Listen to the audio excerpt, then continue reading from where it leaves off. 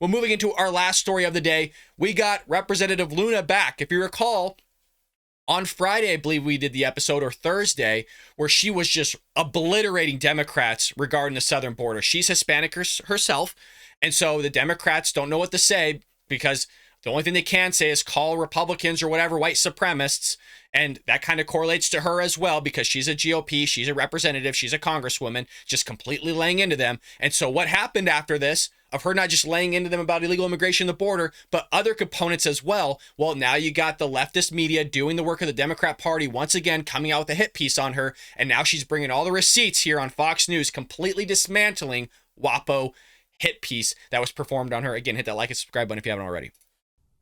Now here she is for herself. Florida's representative for the 13th District, Paulina Luna. Congresswoman, great to have you on the program tonight. As I mentioned, the Washington Post has already issued one correction regarding you being previously registered as a Democrat. What else did they get wrong?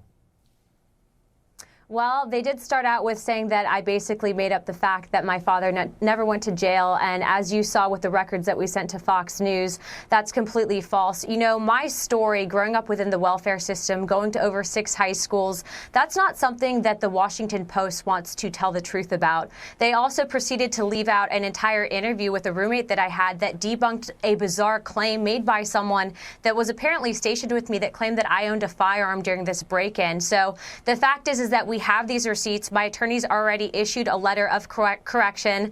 Washington Post didn't respond to a response from Fox Digital, nor did any of the other people that made these bizarre allegations. And we will be issuing these letters to correct to Vanity Fair, and a few other major outlets decided to run with this story before they corrected the facts. I will say that People magazine did reach out, and they wanted to wait to see this episode before they ran the story. So I'll be interviewing with them after. But it's awful how they treat minorities. And the fact is that their undertone of their article was incredibly racist. They tried to undercut my Hispanic heritage. They even spoke to my mother and didn't report a lot of what she was posting. So the Washington Post is compost, and they should do better.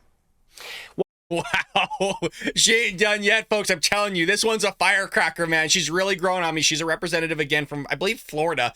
But I got a good look at her during that congressional hearing on illegal immigration, and she just slapped Democrats right upside the head. But what's interesting here is I don't necessarily think that the Washington Post is racist.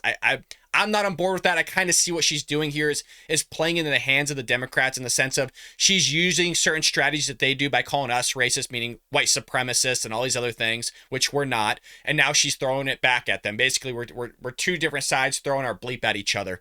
So not a big fan of that. I get the strategy and the tactic behind it. But the Washington Post not willing to actually verify certain things. It's not uncommon for a newspaper or a news outlet, as we're so accustomed to under the Trump administration, to do this type of stuff. I mean, look at what they did to Brett Kavanaugh, folks. I mean, it wasn't just congressmen and women on the Democrat side of the aisle that were doing that, but it was also the bidding of the progressive left that are basically inhabiting all these leftist media organizations. And there's good reporters in these organizations. We cover the White House press briefings all the time. They're good reporters that just want to do their job, not there to slander anybody or lie to the best of their abilities. Not lying, but slander, or kind of maybe get something wrong. But when you're corrected on it by even other outlets or even the person themselves, and you're issued certain things, you would think that, hey, we should probably look into this, maybe pull it down for a short time and fix it. But no. You know, they're going to do the bidding. Some people in these organizations are going to do the bidding of the Democrat Party and falsely say things about people, which is disgusting. But let her continue here. Why do you think, Congresswoman, that you were their target? I think that my story is something that they didn't want to believe is true. Again, I grew up within the welfare system. I went to over 6 high schools. My parents were never married. And I also think one of the craziest claims that they're trying to say is that I wasn't raised as a Messianic Jew. You know, I have documentation and photos of my father at synagogue. My mother confirmed this to the Washington Post. But again, they don't want people like me to have credibility. And so what they try to do is attack the reputation. Mind you, this is also a few days after, though, I went after Yoel Roth and Twitter for exposing them as being joint state actors. And so I am on congressional oversight. I do believe that they're trying to, again, attack my credibility, and I'm not going to let them get away with this. The American people deserve honest representation. I'm exactly that, and I have the receipts to prove it. Yeah. Exactly what I said. Exactly what I said. The credibility aspect I didn't say, but just the aspect of her going so hard in the paint on Democrats through, yes, the Twitter files, but also the illegal immigration component.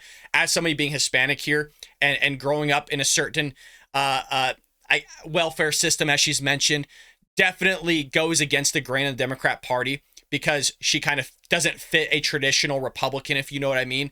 And so now they don't know what to do with her other than, hey, let's write hit pieces about her, create all this stuff about her so people don't like her and she's not credible once again from the GOP side of the aisle, meaning, hey, let's make up a bunch of lies so nobody believes them. And so when they do say truth, people don't want to listen to them. So I love that she's coming out here with receipts, proving them wrong and just bashing them right upside the head. Many people saw that interaction with Yoel Roth this week from Twitter. You brought up race. I would love to ask you this one last question. You know, your situation with the Washington Post here reminds me of a story, again, with the Washington Post from a few years ago when it came to South Carolina Senator Tim Scott. It seemed to question Scott's story and by implication whether or not he was authentically black or had an authentically black experience in America. They point out that you changed your last name, that you previously went by your father's last name and later in life changed your last name to Luna. And again, the implication seems to me to be you're not authentically Hispanic. That is completely true. And again, the racist undertone of this article is pretty mind-blowing. My mom actually had responded, told them about how I was raised, the fact that my father was fluent in Spanish. And, you know, we even provided them with immigration records of my grandparents, and they didn't want to report on any of that. And so when you see how they treat minority conservatives, you understand that this isn't about reporting the truth. It's about really attacking conservatives that can reach a base that they hope to control. It is about power. And the fact is that especially with Hispanic Americans of Mexican descent, we are largely moving to the Republican Party, and for good reason. The Democrats are destroying this country, and I'm not going to let them silence my voice. If anything, I will talk to any investigative journalist that wants to correct these facts. But remember, the Washington Post reached out to my own mother and asked for a death certificate to prove my grandmother died of AIDS due to heroin use. And they couldn't even confirm that in their own report. Well, Congressman, I would love to tell you. Who would want to report something like that? I mean, what are you doing, WaPo? Like, what the heck is going on? Hey, you know what? She said the same things I did. She just said it way more elegant. I mean, again, I'm just a guy in a closet here doing a show that I love to do. And thank God we got people here that are interested in it because you guys are freaking awesome. You're true American patriots. But hell, I mean, folks, she's just become on my radar. She might be my new number top 5 here. I don't know which one yet. I hope you enjoyed that clip from the Bald Brad Show. If you did, make sure to hit that subscribe button so you can stay up to date on all our future content.